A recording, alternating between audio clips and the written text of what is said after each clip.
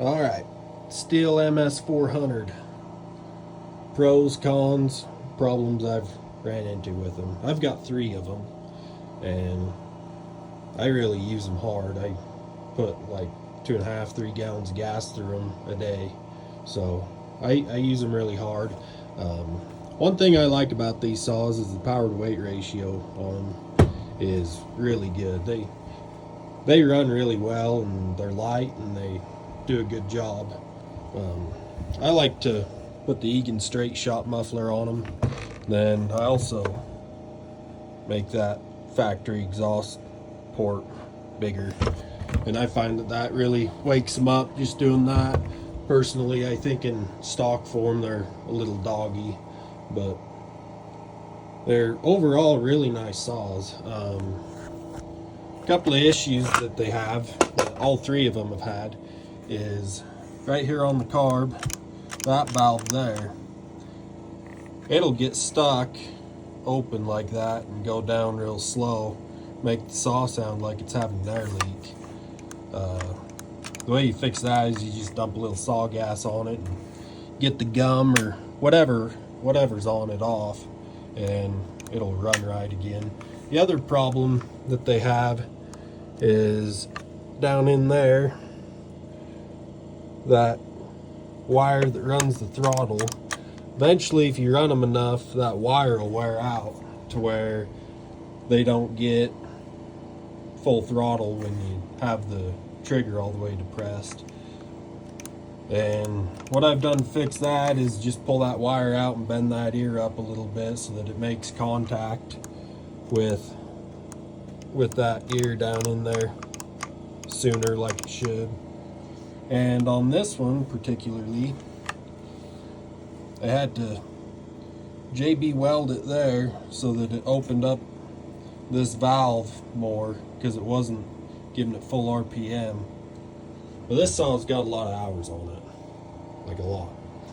The other problem these saws have is the way this vibration mount is up here. When you're running them real hard, doing a lot of limbing and stuff, throwing the saw around a lot, that screw right there that holds that vibration mount tends to come loose all the time, and your suspension gets real sloppy, and it's kind of a pain in the ass. I haven't figured out the best way to fix that yet, besides just keep putting Loctite on them. But that one, I over tightened that screw and stripped it out, and luckily I had a coarser thread screw that worked. But the other thing I like to do to these saws is when I put this full wrap kit on here, I'll fill these springs full of silicone to kind of stiffen the suspension up a little more, because I like to run a 28-inch bar on them, and if you're not running a light bar with a 28 on them, they're pretty sloppy. The other thing is these full wrap kits are for $362 and they fit right on the 400, but buying them's a little bit ridiculous, I think, because it's $275 for the full wrap kit, and that's highway robbery. And these clutch covers that Stihl sends with their full wrap kit aren't really up to snuff.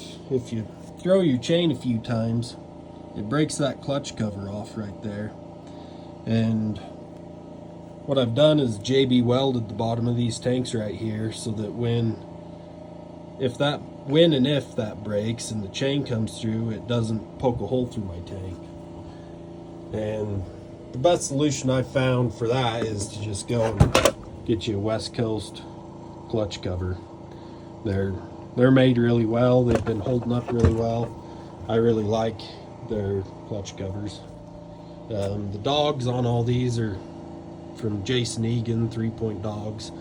I do prefer those over the stock dogs that Stihl sells, but overall they're some really nice saws. I'd recommend them to anyone, but there are a few things on them that I wish that Stihl would do better. The other thing I don't like is when it's real cold out, these flippy caps suck. Like if it's 10-15 degrees, they are a pain in the butt to get back on and off of there. I wish they were Husky style screw ins, but I guess you can't have everything.